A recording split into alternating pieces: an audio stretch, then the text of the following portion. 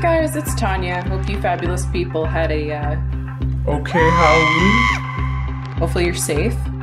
Today I'm going over Lab 7 in Intro to Robotics at UCCS. This is where we'll be assessing a temperature sensor mapped to a servo, like a visual temperature gauge, and testing out an ultrasonic distance sensor. So that's a sensor that emits high frequency sounds and measures distance when those sounds bounce back from objects and back into the sensor. We were given a program for these two different setups, so let's get to it. Question 1. Is the servo temperature display smooth or jerky as temperature changes? In the sense that the servo operates and temperature sensor reads temperature values fairly accurately, I would classify the movement for these devices as somewhat smooth according to the default settings for our program.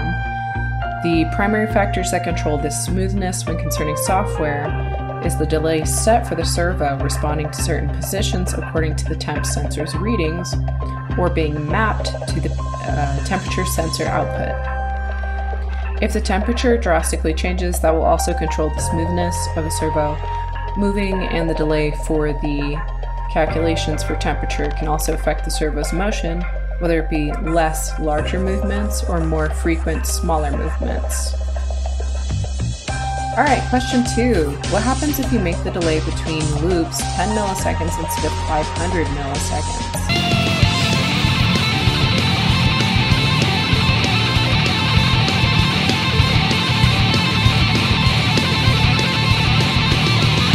So if you adjust the mapping delay of the servo's positions to the temperature readings, you can either increase smoothness in the servo moving, or increase drastic movements in the servo's positions, causing jerkiness. 500 milliseconds is a somewhat smooth threshold, while 10 milliseconds will have the servo changing positions way more often, almost frantically. You can also adjust the delay in reading, calculating the values coming from the temperature sensor, which if you put a finger on the sensor, the temperature will go up rather quickly as your body exceeds normal, comfortable room temperature. So if the delay for the reading is increased, the servo will make bigger movements that may seem jerky as well. Alright, question 3. What happens if you make the delay between voltage 1 and voltage 2 measurements 1 millisecond instead of 10 milliseconds? What if it's 100 milliseconds? So let's go ahead and test the 1 millisecond and then the 10, oh shit. Let's go back to 500 on that one delay. I'm gonna upload that. We're already at 1 millisecond for the other delay up here. So a shortened delay of only 1 millisecond between the sensor reading and calculating the values from voltage 1 and voltage 2 will potentially cause more frequent movements to the servo. These are typically smaller movements due to temperature not drastically changing within that short time span.